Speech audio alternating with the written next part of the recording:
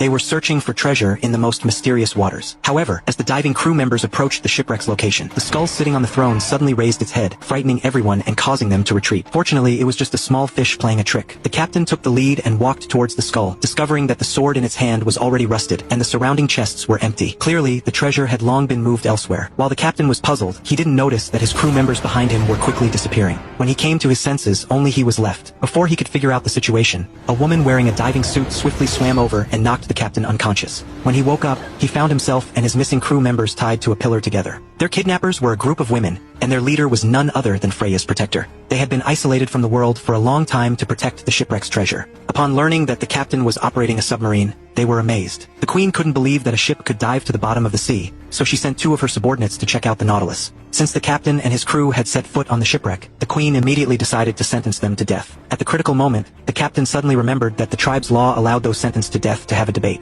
So, the captain offered to defend himself. Even though this was the tribe's custom, the queen didn't want to comply. However, her advisors insisted on adhering to tradition. As they engaged in a heated discussion, the crew members felt disheartened. Not only was there no treasure at the shipwreck, but it had also cost them their lives. The captain dismissed their thoughts, realizing that the treasure from the shipwreck had been moved to the island by the women. Every item on the island, even a small torch, was adorned with dazzling jewels, each worth a fortune. The most valuable item was the ruby on the queen's body, which was larger than a pigeon's egg. That ruby alone could fill a Nautilus. The crew members finally realized the details they had overlooked. The queen then agreed to let the captain defend himself. The captain explained that they had come to this place to find treasure to arm their submarine against the East India Company. The surrounding crew members nodded in agreement. Invaders had seized the East India Company and used it as a base to oppress countless people. The queens were moved by their unity, but she still adhered to the tribe's tradition of killing any invaders. So, the queen still didn't intend to spare the captain and his crew. Fortunately, during the delay, the crew successfully untied themselves. At the captain's command,